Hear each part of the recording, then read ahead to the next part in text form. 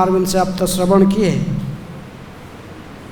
कि बलराम और कृष्ण स्वयं ने, कृष्णदास कविराज गोस्वामी कहते हैं कि सर्व अवतारी कृष्ण स्वयं भगवान, ताहार द्वितीय देह श्री बलराम।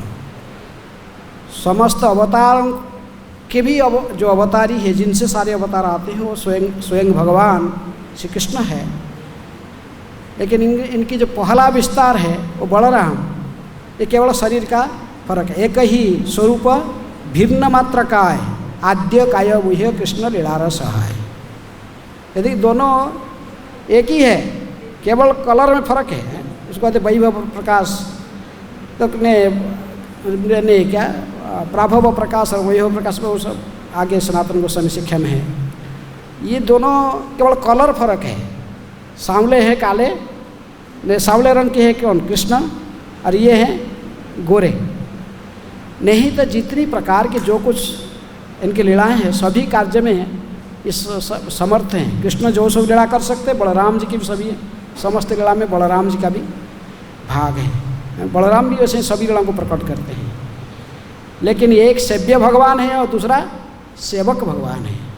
सेव्य भगवान कौन है? कृष्ण सेवा लेते हैं, और सेवा करने वाले कौन है? बलराम। बलराम कैसे बलराम तत्व को बहुत विस्तार से चैतन्य चरितामृत में वर्णन की गई है, आदि लीला के 5वें अध्याय में।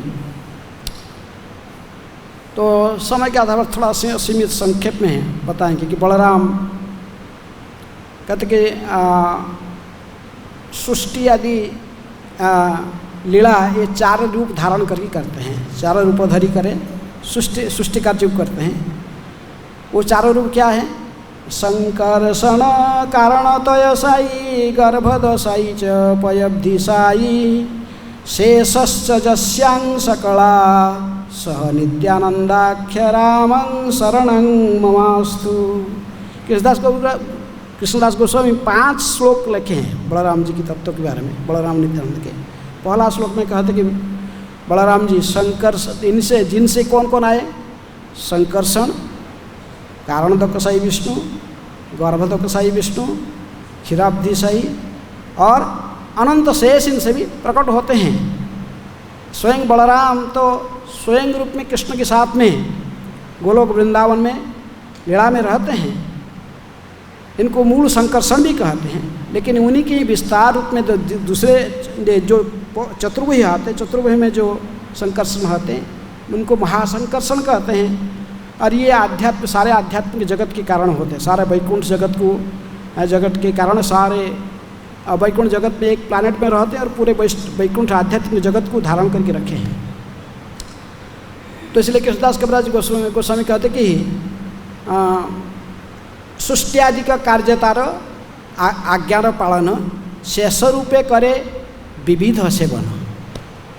सृष्टि आदि कार्य को इन्होंने ये 4 रूप धारण करके करते हैं।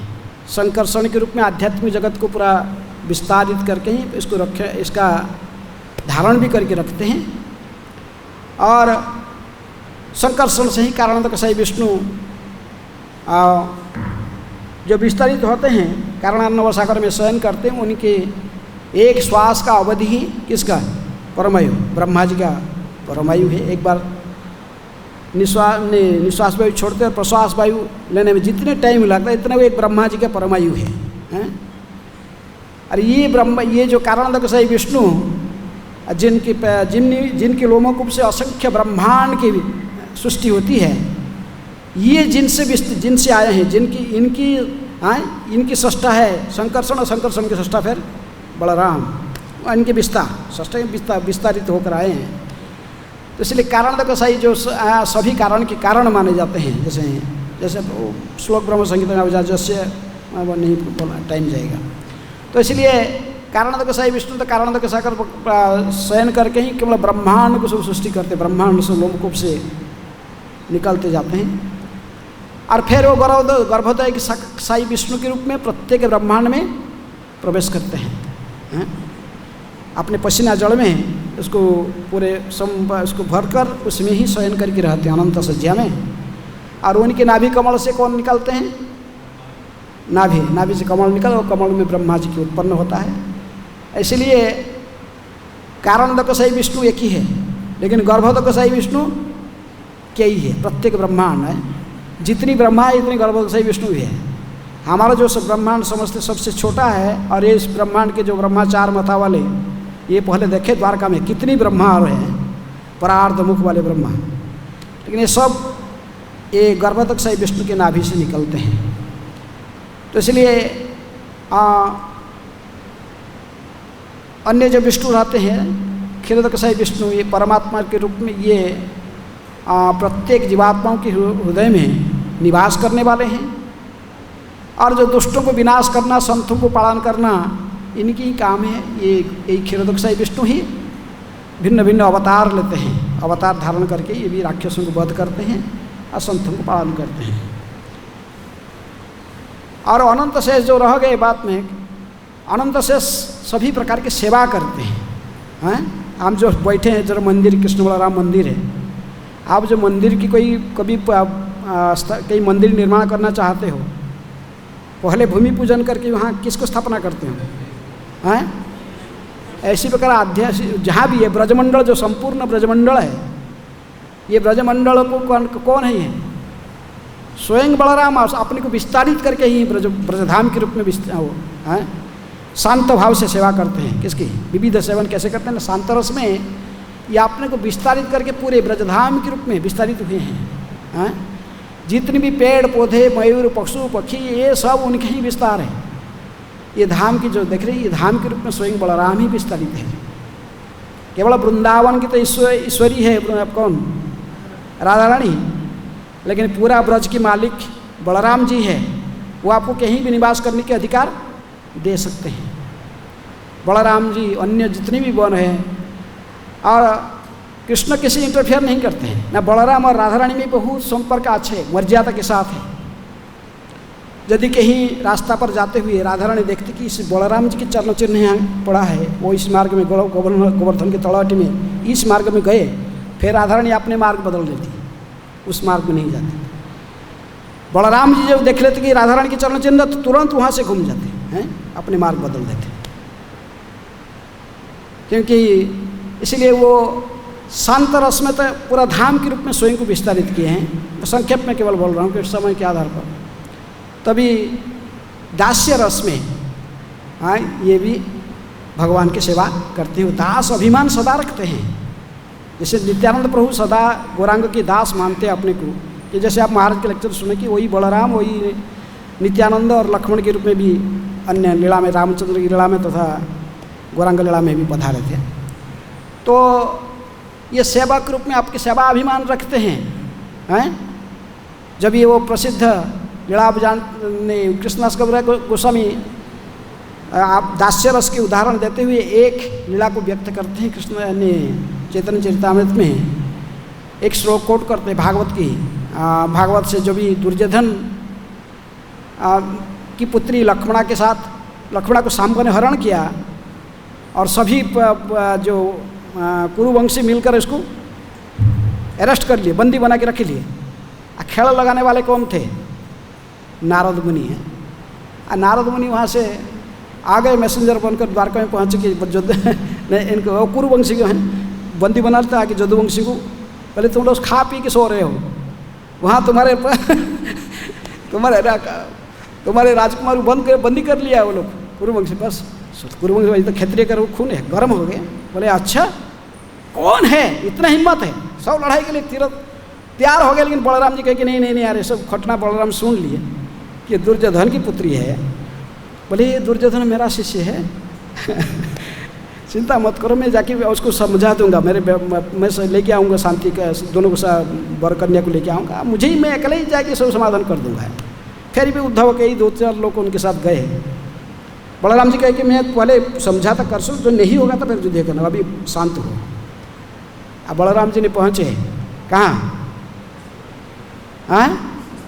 हस्तिनापुर पहुँच गए, और लेकिन अंदर में नहीं घुसे जैसे हमें से जाते, ऐसा नहीं। बॉर्डर में एक जगह में कैंप डालकर वहाँ रहे, खबर दिए दुर्योधन को। तो जाएगी दुर्योधन को खबर दिए, दुर्योधन के पास में खबर पहुँचा कि बलराम जी ने पधारे हैं। स्वयं साक्षात बलराम स्वयं आए, सुनकर तो सारे कुरुवंशी बड़े प्रसन्नचित्त होकर भागे हैं। विशेष रूप में दुर्योधन भागा और वो सब लोग गए, बलराम जी को प्रणाम किए, बहुत सम्मान किए, इनको आए सम्मान करके इनके चरण अभिषेक आदि इनका आरती आदि करके इनको यथोचित सम्मान किए। लेकिन बलराम जी ने कहे कि ये इससे मुझे प्रसन्न नहीं कर सकते, पहले उनको लेके आओ, लक्ष्मणा को और लक्ष्मणा को वो सांब को एक साथ में क्या पति पत्नी के रूप में मैं देखना चाहता हूँ, ये दोनों को मेरे सामने लाकर समर्पण करो, ये दोनों को पति पत्नी रूप में आए, इसमें कोई बातचीत नहीं होगा, बस सीधे लेके आओ उनको। हाँ, लक्ष्मणा को लेके आओ सांबो के साथ में। सांबो को बंदी बनाने का आपको इतनी हिम्मत हो गया, इसकी बंदी बनाया, दोनों को सब पति पत्नी रूप में मैं देखना चाहता हूँ। ये बात को सुनकर उनको भी खून गर्म हो गया, किसका? हाँ, कुरुवंशियों की। दुर्योधन कह के अच्छा, अरे हम ये हस्तिनापुर के सिंहासन में बैठे था, हमें पूरा विश्व के सम्राट है, और ये जो द्वारका में रहने वाले ये गाय चराते थे क्या कहाँ वृंदावन में, और आगे द्वारका देश बन गए द्वारका, ये जदुवंशी वो हमारा अधीनस्थ राजा है, हमारी कृपा से इनको क्षत्रिय वो द्वारकाधीश के रूप में कृष्ण छत्री धारण करते हैं, मुकुट धारण करते हैं, सिंहासन में बैठते हैं। हैं अभी सब भूल गए, ये हमको ऑर्डर देना शुरू कर दीजिए, ये तो हमको भी आके ऑर्डर दे रहे हैं, आदेश दे रहे हैं। ऐसे कह के सब थोड़ा बीच मैंने कह रहे थे, बलराम जी के सामने से कहने, बलराम जी सुन रहे थे और अटट हंस कर हंसे, बोले अच्छा भगवान श्री कृष्ण को इनकी अनुमति चाहिए मुकुट धारण करके और सिंहासन में बैठने के लिए, छत्र धारण करने के लिए आए। तो बलराम जी ने कहे कि तो भागवत के श्लोक को वहाँ कृष्णास्कंद गोस्वामी कोट करते हैं, 10वें स्कंद की 68 अध्याय के जो 37 नंबर श्लोक को हैं, जस्यांघ्रि पंकजरजो अखिल लोकपालयी मल्युत्तमयी धृतम उपासितम तीर्थ तीर्थम ब्रह्मा भव अहं अपि जस्य कला कलाया श्रीश्चो एम शिरस्य नृपासनं को। तो कहे कि ये नृपासन क्या है, नृप ये सिंहासन क्या है, तुच्छ बात है, अरे हम सब इनके सेवक है, शिव ब्रह्मा आदि जितनी देवता लोग मुनि ऋषि महर्षि सब कृष्ण के दास मानते हैं अपने को, और स्वयं मैं मुझे गुरु मानता है, ये कौन? बलराम। उसको पता नहीं कि मैं भी स्वयं उनकी दास है, किसकी? कृष्ण की दास हूँ। हाँ, उनके आदेश पालन करने के लिए हम सदा तैयार रहते हैं, और उनकी प्रति ऐसी वाक्य ये उपयोग कर रहे हैं। हाँ, बड़े हंसने लगे और पूरा अपने लंगड़ को बढ़ाए हैं। बलराम जी के लंगड़ जानते हैं, दिव्य लंगड़ है, ऑर्डिनरी नहीं है किसी, वो जितनी तक बढ़ाना चाहेंगे बढ़ जाएगी, सृष्टि के अंत तक। जितना छोटा करना चाहेंगे इतना छोटा भी हो जाता है। तो आपने लंगड़ को खोले और बढ़ाए बस। हाँ, हस्तिनापुर के चारों साइड में ऐसा ही लंगड़ में पूरा क्या कर लिए, दाग लगा दिए, दाग लगा के ऐसा बोले हस्तिनापुर को उखाड़ के पूरा फेंक दूंगा गंगा में, ये रहेगा ना, ये इनका घमंड रहेगा। और जो चार साइड खोल के पूरा छेद बना कर उसको उठाने लगे, भूमिकंप होने से सब हिलने लगे सब लोग। भीष्मदेव डांटे, बोले कि क्या कर रहे हो तुम लोग, किसके साथ टक्कर देने जा रहे हो? ये बलराम, हाँ, जिनकी अंश हाँ अनंत से जिनकी विस्तार है, जो हजारों फणा में सारे ब्रह्मांड के एक सोरसों की दाना के समान सिर पर एक सिर पर एक सोरसों की दाना पर दाना के समान ब्रह्मांड रुका हुआ है। वो जानते हो खाली सिर हिला देगा तो सब खत्म हो जाता है, और उनके साथ टक्कर दे रहे हो। तुमको तुम्हारा कोई भी तुम सोच रहे कि करना है, तुम्हारे पास सब बड़ा सब दिव्यास्त्र रखे हो, बहुत कुछ काम नहीं करेगा, उठा के सबको फेंक देंगे। हाँ, तुरंत जाओ सांबो को लेके आओ, किसके साथ? लक्ष्मणा के साथ। तुरंत लेके इनके चरण में समर्पण करो, यदि बचना चाहते हो, नहीं तो तुम्हारे कोई हमारे किसी की भी शक्ति सामर्थ्य नहीं है उनके साथ लड़ाई करना है। तो ये बात को सुनी भीष्मदेव सब तुरंत भागा है, लक्ष्मणा को सांबो को ला के तुरंत बलराम के चरण में अर्पण कर दिए। यहाँ कहने का मतलब बलराम जी की दास का अभिमान है। हाँ, जैसे नित्यानंद प्रभु चैतन्य के दास, लक्ष्मण जी को राम की दास, इसी प्रकार बलराम जी स्वयं अपने कृष्ण का ही दास अभिमान रखते हैं। ये सेवक भगवान है, तो इसलिए सदा सेवा करना चाहते हैं, और शांत दास्य साख्य भाव से भी ये सेवा करते हैं कृष्ण की। बलराम जी सखा, लेकिन ये वात्सल्य मिश्रित साक्ष्य, ये बड़े भाई है, बड़े भाई होने के पर वात्सल्य मिश्रित साक्ष्य होता है, क्योंकि साथ में एक साथ में जाते हैं, कहाँ गोचारण लीला में जाते हैं, एक साथ ही बड़ी खाते हैं, तब पर गोचारण लीला में जाते हैं, हंसते खेलते कहीं कूदते साथ में ही हैं। जैसे वृंदावन में प्रवेश करते तो कृष्ण ने स्वयं कहते कि बलराम जी देखिए, दाऊ जी देखिए ये वृक्ष लता सब आपको ही प्रणाम करें, क्योंकि इनके फल फूल में लदे हुए वृक्ष लता जब नीचे झुक जाते हैं तो प्रकृति में कृष्ण को ही सम्मानित करते हैं, उनको प्रणाम करते हैं। लेकिन कहते हैं दाऊ जी को कहते हैं दाऊ जी देखिए आपको प्रणाम कर रहे हैं सुबह, आपकी सेवा करने की अभिलाषी है, ऐसे कहकर दोनों एक साथ में चलते हैं। कृष्ण बलराम की ये बड़े बहुत सुंदर संबंध, साक्ष्य रस में एक साथ में खेलते कसरत, यदि जैसे आप सुने अभी प्रलंबासुर की क्या बद्ध भी महाराज संक्षेप में बोल दिए, तो उसमें सुने हैं दो गोष्ठी हो गए, एक कृष्ण का, दूसरा बलराम जी की गोष्ठी हो गया।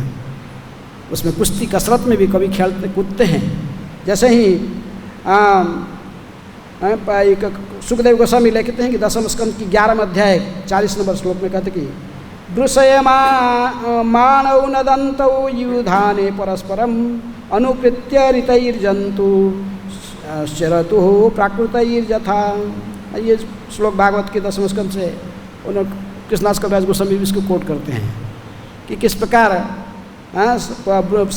वृषयमाण, कभी कभी कृष्ण बलराम ऐसे कपड़े को ऐसे ढांक कर मुख में कैसे बन जाते हैं, वृष माने क्या, बैल जैसे हैं, बैल जैसे ऐसे सिर से लड़ाई करते पशु की तरह, कभी पशु पक्षियों की आवाज़ को नकल करते हैं, कभी कई प्रकार के जो ऐसे साक्ष्य रस के ही लीला भी है। लेकिन साथ साथ हम जानते हैं कि जब ये घर से निकालते हैं नंदगांव से, तो यशोदा बोलती है ए बलराम कन्हैया नटखट है, तेरे भरोसा में छोड़ता हूँ इसको देखभाल करते रहो ना। हाँ ये किसको, बलराम कन्हैया तो मुस्कुराते, बलराम जी कहते हैं हाँ यशोदा मैं चिंता मत करना, मैं हूँ ना, मैं देखभाल कर लूँगा, पूरे कन्हैया को संभाल लूँगा। तो इस प्रकार कन्हैया के साथ में आप बलराम जी की साक्ष्य रस में भी सखा के रूप में आए, एक साथ में निकालते, यदि वही बड़े भाई होने के नाते इनके रहें। वो तो महाराज ने बोले कि लक्ष्मण की लीला में वो नहीं, रामचंद्र लीला में लक्ष्मण थे, लेकिन कई कार्य से सीता को लेके छोड़ना, जंगल में एकांत में लेके छोड़ देना, गर्भवती थी, और कई लीला में वो करना नहीं चाहते थे। जो सीता की अग्नि परीक्षा आदि हुआ उसको लक्ष्मण को अच्छा नहीं लगता था बड़े, लेकिन छोटे भाई होने के नाते इनको सहन करना पड़ता था। ऐसे जो कुछ बलराम ने रामचंद्र जी बोलते थे इसको पालन करना पड़ता था, रो कर उसको पालन कर। तब से प्रतिज्ञा ले लिए थे भविष्य में कभी भी लीला में आऊँगा, कभी भी छोटे भाई बन के नहीं आऊँगा। इसीलिए कृष्ण लीला में कैसे आए, बड़े बन के आए हैं। इसलिए दाऊ जी, भगवान दाऊ जी कहकर तो फिर उनको थोड़ा सम्मान करते थे, तो लेकिन इसलिए ये साक्ष्य भाव से तो सखा के रूप में सभी प्रकार के बहुत विस्तार से तो हम वर्णन नहीं कर पाएंगे उसको के, तो इसलिए वो ये वात्सल्य भाव से, वात्सल्य मिश्रित साक्ष्य बड़े भाई हुए थे। इसलिए कभी कभी डांटते थे, जैसे रुक्मिणी का हरण करने के लीला में भगवान ने हरण करके आए, रुक्मिणी ने पीछे आया, रुक्मिणी का भाई, और भगवान ने इसको तो भगा दिया, युद्ध भगवान के साथ क्या लड़ाई करेगा। प्रतिज्ञा लिया कि यदि कृष्ण से मेरे भाई ने मेरे बहन रुक्मिणी को नहीं छुड़ा पाऊंगा, मैं ये राज्य में प्रवेश नहीं करूंगा, राज्य की बाहर में रहूंगा, ऐसा कोई कहा है। अब भगवान के साथ वो क्या लड़ाई करेगा। अब भगवान ने बहुत आसान से उसको परास्त करके उसे बांध दिए, रथ का पीछे लटका दिए, किसको, रुक्मिणी को। लेकिन बलराम जी आके देखे कि आके वो उसको खोल दिए। हाँ देखिए रुक्मिणी थोड़ा रो रही थी अपने भाई के दुर्दशा देखकर, तो रुक्मिणी के सामने थोड़ा भगवान को डांटे हैं कि ये क्या होता है कन्हैया, ये कोई हो रहा है, ऐसे ठीक है, जो भी है हमारा संपर्क हो गया है, वो हमारे साला है, साला बन गया और इसको ऐसे ही रथ के पीछे से घिसट देना, ये कोई बात होता है ऐसे हैं। ऐसे कहकर थोड़ा सा भगवान कृष्ण को डांटे हैं रुक्मिणी के सामने। रुक्मिणी थोड़ा सा प्रसन्न हुआ, उसको खोल दी रुक्मिणी को, बात में फैली, वही रुक्मिणी को ही मार डाले। कौन, बलराम जी। बात में रुक्मिणी का वहाँ शादी, कुछ शादी फंक्शन था, उसका लड़के का शादी हो रहा था, गए थे तो ये कृष्ण बलराम के था, तो वहाँ पर भी देखिए बलराम जी को प्रोत्साहित किया कि सटा खेलने के लिए है। बलराम सटा बड़ा नहीं खेलना चाहते हैं, लेकिन उनको कहे तो क्षत्रिय है ना, तो ठीक है स्वीकार किए, लेकिन खेलते थे। पहले 2 बार तो ऐसा ही वो थोड़ा थोड़ा पैसा डालता उसको, इसका जीत हो गया, ठीक है रुक्मी है, तो बलराम कितना खेलने में शौकीन नहीं है। लेकिन तीसरे बार वो जीते, जो 1000 स्वर्ण मुद्रा डाल दिए तब जीत गए। लेकिन फिर भी वो तो उनके साथ बैठे थे, कलिंगराज और मगधगिरी सब कुछ कई लोग बैठे हुए थे। किसके साथ? रुक्मी के साथ हैं, काशीराज सब बैठे थे। तो वो लोग ने सब समर्थन करते थे किसको? हैं? रुक्मी को। कहते नहीं नहीं नहीं, रुक्मी का जीत हुआ, ये जीता नहीं, ये क्या जानता है, गाय चराता था इधर, ये खेलना थोड़ी जानता है, ऐसे कहते हंसी उड़ाते थे। लेकिन तीसरे देवता लोग ने तीसरी बार फिर जब बलराम जी जय हुआ, देवता लोग ने स्वर्ग में, ये लोग ऐसे बोल रहे थे, देवता लोग ने स्वर्ग में से कहे कि बलराम ये तुझे ठग रहे हैं, तुम्हारा जीत हुआ है। ये जो देवताओं की वचन से, लेकिन फिर भी ये लोग नहीं मान रहे थे। जब बलराम जी उठाए अपने गदा, लगा एक पहाड़ जो प्रहार है किसको? रुक्मी का सिर में समाप्त कर दी हुई है। हैं? अभी रोमहर्षण की बात सुनते थे, खाली ऐसे ही घास लेकर, क्या वो उस घास को ऐसे टच करा के उनका जान ले दी थी। बलराम जी बड़े इसी लीला में, बलराम की लीला में थोड़ा ऐसे लड़ा, लेकिन वही जो नित्यानंद प्रभु के रूप में आए हैं, कितने दयालु बनकर आए हैं। पिटाई भी किया, कौन? माधाई ने फेंका शराब के कुलर, सिर फोड़ गया, तब भी बोलते थे कि मारा है, मारा तो मारा है, लेकिन बोलो, आओ आओ माधाई हैं, बोलो हरि हैं, हरे कृष्ण तो बोलो हैं। कितनी दयालु बनकर नित्य महाप्रभु तो क्रोधित होकर आए, चक्र को बुलाए, आ जाओ। सुदर्शन आकाश में आ गए, जोगाई माधाई देख रहे थे, भयभीत होकर नीचे गिरे। हाँ, गौरांग महाप्रभु तो उसको विनाश करने वाले थे, लेकिन जाएगी चरण पकड़ लिया, हाँ पैर को पकड़ के उनको रुके, बोले नहीं, इस अवतार में नहीं।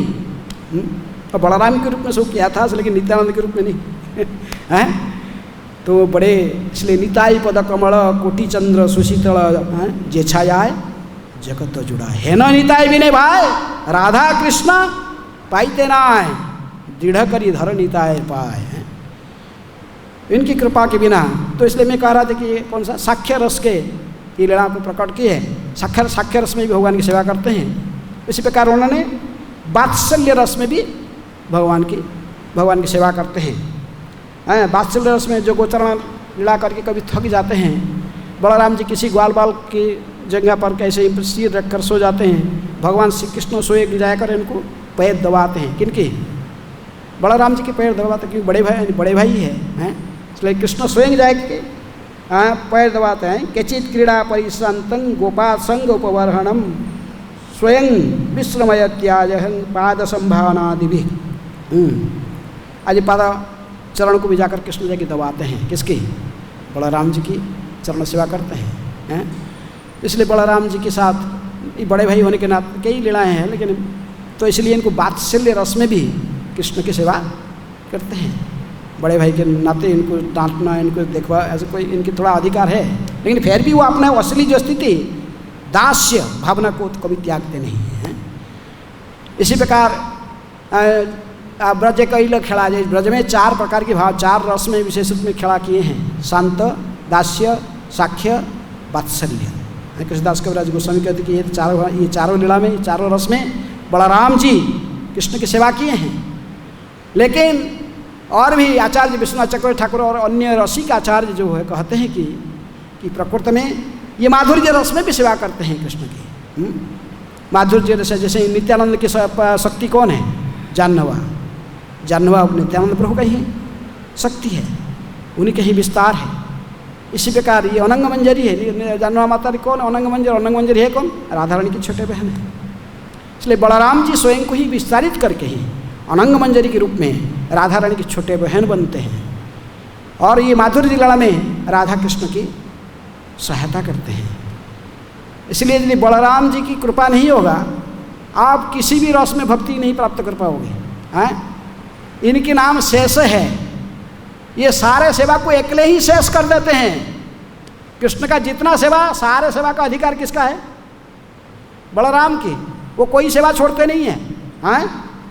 इसलिए छत्र, पादुका, सज्जा, उपाधान, वसन, आराम, आवास, यज्ञ, सूत्र, सिंहासन, ये तो मूर्ति भेद करी कृष्ण सेवा करे, कृष्णेर शेषता पाया शेष नाम धरे। कृष्णदास कविराज गोस्वामी कहते हैं ये अनंत, इनको शेष कहते हैं, ये अनंत कहते हैं। इनकी अनंत, इनकी ये अनंत मुख से तो भगवान की गुणगान करते रहते हैं, लेकिन इनकी गुणगान, इनकी बारे में हम कुछ नहीं समझ जानते कि छोटा पक्षी की तरफ जैसे आकाश द विस्तार सर्वत्र है, और इसमें कोई पक्षी जा रहा है जिसका जितना शक्ति जितनी उड़ता है उड़ पाएगा जितना तक। ऐसा ही बलराम जी की शक्ति पर हमारे बारे में समझना इसकी हिम्मत नहीं है। लेकिन बलराम जी फिर भी भगवान की सेवा कहते कि 10 रूप धारण करके करते रहते हैं। छत्र, जो छत्री भगवान के सिर पर ऐसे टंगा जाता है, भाई कहीं अल्टार में रहता बा कहीं है, छत्री रूप में ऐसे ऊपर में रखते हैं, कुछ भी, ये बलराम जी का ही विस्तार है। छत्री, पादुका, भगवान जो कढ़ऊ मारते हैं, कोई जूता पहनते हैं पैर में, वो क्या है? वो स्वयं बलराम जी अपने को विस्तारित करके उस रूप में है। सज्जा, जिस सज्जा में शयन करते हुए, बसन, जो वस्त्र पहनते, उपाधान, जिसमें आराम करते हैं, जो खटिया, इनका आवास स्थान जो मंदिर है, जहाँ पर हम देखते हैं इसी संसार में जहाँ पर भगवान निवास करते हैं मंदिर में, आध्यात्मिक जगत में, गोलोक वृंदावन जो कि अपने नित्य निवास स्थली में, और जो यज्ञ सूत्र भी धारण करते हैं भगवान, ये यज्ञ सूत्र भी स्वयं अनंत शेष है। और सिंहासन, जिस सिंहासन के ऊपर बैठे हुए हैं, ये सभी इन्हीं का ही विस्तार है। किसका? अनंत शेष बलराम ही स्वयं को विस्तारित करके ही सेवा करते रहते हैं। आप किसी भी प्रकार की सेवा प्राप्त नहीं कर पाओगे, किसकी? यदि किसकी कृपा नहीं होगा। इसीलिए कहते कि है ना निताई विनय भाई राधा कृष्ण पाइते ना है। बलराम जी की कृपा प्राप्त नहीं करने से आपको सेवा अधिकार नहीं मिलने वाला है। आप सोचते कि हम राधा रानी के शरण में जाएंगे, राधा रानी के आके हम तो सेवा कर लेंगे, राधा रानी के हैं, वृंदावन में राधे राधे हैं, लेकिन जानते नहीं कि बलराम और राधा रानी में कितनी अच्छे उनकी संपर्क है मर्यादा के साथ। जिसको बलराम तो मैंने मारेंगे तो साधारण ही नहीं रखती हैं, जानना चाहिए। गौर गदाधर की लीला में नित्यानंद के नहीं, गौर लीला में वो गदाधर पंडित है, ये नित्यानंद है। नित्यानंद प्रभु कहते हैं यदि किसी ने गदाधर के साथ द्वेष रखकर मेरे चरण में आएगा, मैं स्वयं इसको चरण से भागा दूंगा। गदाधर पंडित भी कहते हैं यदि कोई निताय को नहीं मानता है, निताय के साथ द्वेष करके मेरे सर पास में आता है, गौर के पास आता है, हम इसको नहीं रखते चरण में, इसको हटा देते हैं। तो इसलिए बहुत सुंदर, जिसको आप बलराम जी को चरण में आश्रय रखना चाहिए। वृंदावनेश्वरी केवल तो वृंदावन वास दे, लेकिन ब्रज में कहीं भी रहो बलराम जी को आश्रय करके। बलराम जी अत्यंत दयालु है, और इसलिए ये इनकी सेवा, इनकी आश्रय एत भेद करी कृष्ण सेवा करे, सभी प्रकार के रूप में भगवान की सेवा करते हैं। इनको शेष इसलिए कहते हैं क्योंकि भगवान के समस्त सेवा को अकेले ही शेष कर देते हैं, कोई बाकी आपके लिए नहीं रखते हैं। वो सब इनका ही है। आपको यदि सेवा चाहिए इनके पास जाना पड़ेगा। किसका पास? वो सेवक भगवान है, सेवक भगवान सेवा करने के लिए उनको, वो सेवा करके ही भगवान है। तो उनकी आज उनकी कृपा होगा तभी नितायर करुणा हवे ब्रजे राधा कृष्ण पावे, धर नितायर चरण दुखानी, नितायर करुणा हवे ब्रजे राधा कृष्ण पावे। इसीलिए कृष्ण नरोत्तम दास ठाकुर सीधा कहते हैं, से संबंध नहीं जार वृथा जन्म गेलतार, से ही पशु बड़ दुराचार। वो पशु है, मनुष्य शरीर धारण करके रखा, लेकिन प्रकृति में इसका जीवन बेकार गया है, जो नित्यानंद बलराम के शरण में नहीं आता है। इसलिए बलराम जी की आज आविर्भाव तिथि में हम सभी उनके शरण में अवश्य उनकी ही गुणगान होना चाहिए, बलराम जी की। अब बलराम जी के गुणगान को सुनकर कन्या बड़े हर्षित होते हैं, प्रसन्न होते हैं, बड़े भाई का कोई इनका गुणगान करता है। इसलिए कहते कि सहस्र बदने करे कृष्ण गुणगान, निरवधि गुणगान अंत नहीं पान, सनकादि भागवत सुने जार मुखे, भगवान र गुण कहे भाषे प्रेम सुखे। ये हजारों मुखों से अनंत हैं, ये अनंत काल तक, अनंत समय से है। वो भी इसका आदि अंत नहीं, कौन से प्रारंभ के कोई जानता नहीं है, लेकिन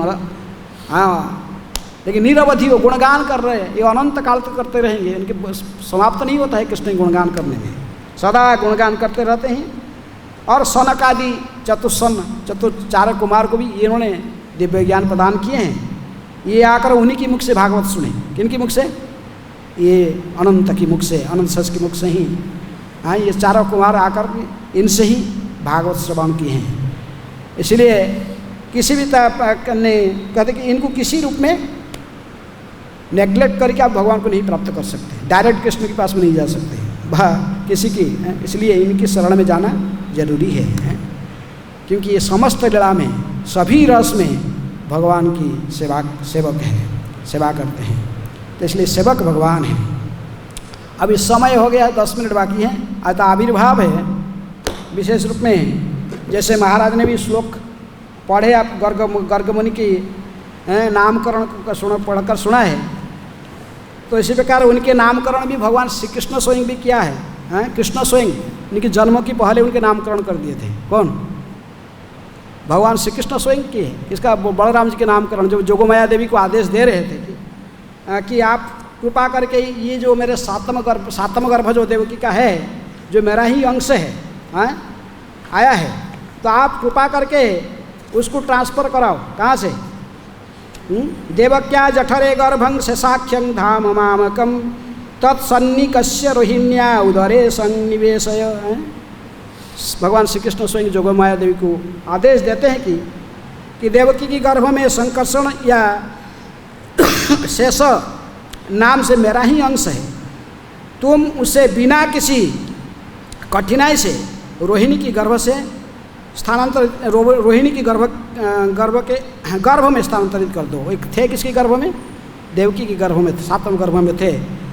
तो भगवान ने उस समय भी इनके नामकरण भी कर सकते हैं। बहुत सुंदर प्रसंग रहे। पूरा जन्म, पूरा खाली जन्म कथा कहने से पूरा क्लास जाता था। तो वहाँ पर बहुत सुंदर वर्णन करते हैं कि कृष्ण कहते कि गर्भ संकर्षणात्तं वै प्राहु संकर्षणं भुवि रामेति लोकरमणात् बलभद्र बलक्षयात्। देखो कोई संसार में सुना कोई छोटा भाई नामकरण करता है बड़ा भाई का? ये बड़ा भाई है ना, दाऊ जी है, लेकिन पहले से इनकी नामकरण कर रहे, पहले जन्म के पहले।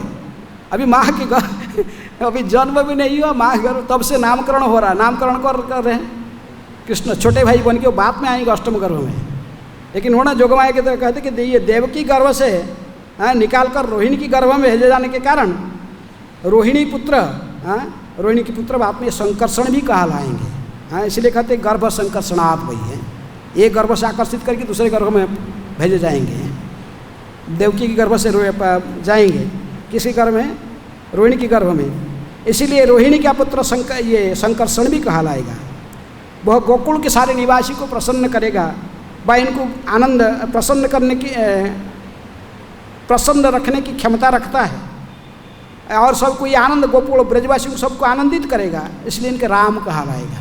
इसके नाम एक क्या रहेगा? राम। इनके सभी को आनंद देने वाला है, ब्रजवासियों को प्रसन्न करने वाला है, इसलिए ये राम कहलाएगा। और आपने प्रचुर बलभद्र बलक्षयात्, प्रचुर शक्ति, शारीरिक के शक्ति के कारण इसका नाम एक रहेगा क्या? बलभद्र। ये गर्गमुनि तो बाद में जन्म होने के बाद कई दिन बाद वो नामकरण हुआ तो मुझे के नाम, लेकिन पहले भगवान ने नाम रख दिया। कृष्ण स्वयं इनके नाम कह दे कि एक नाम उनके संकर्षण, एक नाम उनके राम, और तीसरे नाम इनका बलभद्र बलक्षयात् है। ये बलभद्र इनके नाम होगा।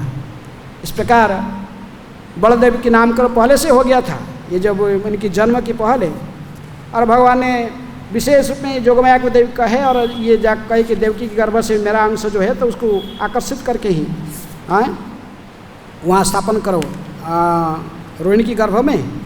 और जो ये जोगमाया देवी ने उनको स्थानांतरित कर रही थी, देवकी को ऐसा प्रतीत हो रहा था कि जोगमाया की देवकी ने इसका देवकी सोचने लगा कि बालक खींच करके रोहिणी की गर्भ में स्थानांतरित कर दिया था। तो देवकी को लगा कि बहुत से गर्भपात हो गया। फलतः तो विशेष वो महल के सारे निवासियों को भी जोर जोर से रोने लगे, विलाप करने लगे, कहे कि हाय हाय देवकी का बच्चा हाँ, बच्चा जाता रहा, गर्भपात हो गया। उनके साथ मिलकर कंस भी आके थोड़ा देखा, लेकिन वो भी आके समवेदना ज्ञापन करता था। लेकिन ये तो भगवान की इच्छा से ही स्थानांतरित हुआ देवकी के गर्भ से, क्योंकि वो रोहिणी इनकी ओरिजिनल माता है। किनकी? ये प्रत्येक स्वयं माता बलराम की रोहिणी है, इसलिए रोहिणी गर्भ में स्थान। क्योंकि यह इसके गर्भ में क्यों आए, देवकी गर्भ में? क्योंकि पहले तो 60 गर्भ आ गए थे, आप सुन रहे थे पीछे, वो 6 राक्षस थे, मरीचि के पुत्र थे। बाद में आए वो ब्रह्मा जी की हंसे थे, ब्रह्मा जी अपने पुत्र के पीछे भागते थे, तो इसलिए उनके राक्षस जोनी में आना पड़े। हैं, ये हिरण्यकशिपु के नाती बने, नहीं सॉरी मरीचि के पुत्र बने थे, बाद में हिरण्यकशिपु के ही नाती कालनेमि के पुत्र बने सब हैं। और क्योंकि हिरण्यकशिपु की तरफ ये भी प्रतापी बनना चाहते थे, हिरण्यकशिपु ये तपस्या कर रहे थे ब्रह्मा जी, तो इसलिए हिरण्यकशिपु इनको अभिशाप देके कहा कि तुम दूसरे मेरे से भी बड़ा बलवान बनना चाहते हो, जाओ, तुम्हें सभी तुम्हारी पिता के हाथ से ही मरोगे, तुम्हारी बाप ही तुमको मारेगा एक एक करके। इसलिए कालनेमि कौन बना, क्या बना? कंस बना, और उसके साथ कंस के रूप में अपने पुत्रों को मार रहा था, पिछले जन्म के जो पुत्र थे उनको सब एक एक करके मारा, 6 को। हैं, सप्तम लेकिन देवकी का गर्भ भगवान की रहने के लिए आने, उस गर्भ में आने के लिए, उस स्थान को पूरा पवित्र करने का है, उपयोगी बनाने के लिए ये अनंत शेष उसमें प्रवेश, शेष प्रवेश करके ही इनका काम है। उस स्थान को पूरा पूरे पवित्र करके क्लियर कर दिए हैं। इसलिए भगवान ने कहे जोगमाया देवी को, अभी जो कार्य जिसके लिए जिस उद्देश्य में गए थे देवकी गर्भ में, वो हो गया, पूरे हो गया। वो पूरे देवकी की गर्भ को मेरे रहने का लायक बना दिए। अभी मैं उसमें प्रवेश करूँगा पूरे 6 ऐश्वर्य के साथ, मैं उस देवकी गर्भ में प्रवेश करूँगा। इनको इसलिए इस गर्भ से कहाँ ट्रांसफ़र करो, रोहिणी की गर्भ में ट्रांसफ़र कर दो। हाँ, इसलिए रोहिणी भी वसुदेव की भी एक रानी थी, और वो जैसे गोपाल चौपे में कोई विस्तार से तो वर्णन कर, गोपाल चौप में जैसे वर्णन आता कि वो जीव गोस्वामी कहते कि शाम के समय में रोहिणी की कंस की डर से अन्य रानी सब भी भाग गए थे, सब आके सब रहते थे, हैं, गोकुल में सब इधर छुप के सब रहते थे नंद भवन में। तो इसलिए रोहिणी क्या कि नहीं गर्भवती थी, स्वयं को छुपा के, तो इसलिए वो वसुदेव की सलाह लेकर तो आना था उसको नंद महाराज के घर में। लेकिन शाम के समय में वो स्वयं एक सैनिक की, तो मिलिट्री सैनिक जैसे हैं, पैंट शर्ट पहन के अपने को, और घोड़े की पीठी में बैठकर, घोड़े की घोड़ी लिखा है, पीठी में बैठकर इन्होंने आपके जैसे सिपाही जैसे देखते थे कोई सिपाही है, ऐसे करके उन्होंने घोड़े पीठी में बैठकर आ गए। कहाँ? गोकुल में नंद भवन में आ गई थी। हैं, कृष्ण का जन्म स्थान कहाँ है पता नहीं, कृष्ण है कोई कहता मथुरा, कोई बोलता गोकुल का, तो शंका है कहीं, हम पब्लिकली नहीं कह सकते ऐसे। लेकिन बलराम जी की जन्म कहाँ है सबको पता है। कहाँ बलराम जी की जन्म स्थान है? हैं, गोकुल में। परे पक्के ब्रजवासी है, जन्म से ही है वो, गोकुल में ही जन्म लिए हैं, ब्रज में ही जन्म लिए, गोकुल में। पूरा सबको पता है कि ये गोकुल में जन्म हुए हैं, रोहिणी नंदन है। हाँ, ये वसुदेव की पुत्र, उनके बारे में सब पता है। कृष्ण के बारे में थोड़ा सभी काम भगवान का थोड़ा चढ़ा है। किसका लड़का है पता भी नहीं लोग को, कौन माता है, 2 माता है, 2 पिताजी है, कहाँ जन्म लिए किसी को पता नहीं, कहाँ है। कोई कहेगा गौड़ीय वैष्णव लोग कहेंगे वो गोकुल में जन्म लिया है, वो जसोदा की पुत्र, जसोदा पुत्री और पुत्र दोनों को जन्म कई है। बलराम पूरा क्लियर है।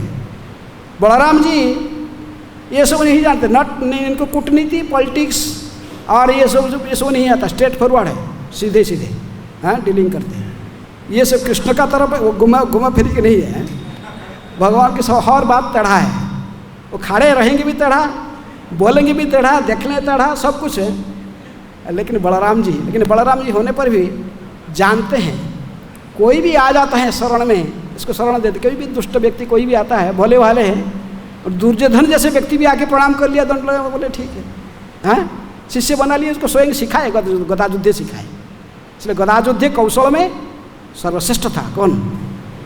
बलराम जी से युद्ध शिक्षा प्राप्त किया था। लेकिन इसीलिए महाभारत के युद्ध के प्रारंभ से जब बोले कि बलराम जी कहे कि नहीं, ये कन्हैया हम युद्ध में भाग नहीं लेंगे, हैं, वो हमारा सब युवत, एक तो लक्ष्मणा को शादी किया तो ये सांब बने, इसीलिए दुर्योधन भी हमारा संबंधी है।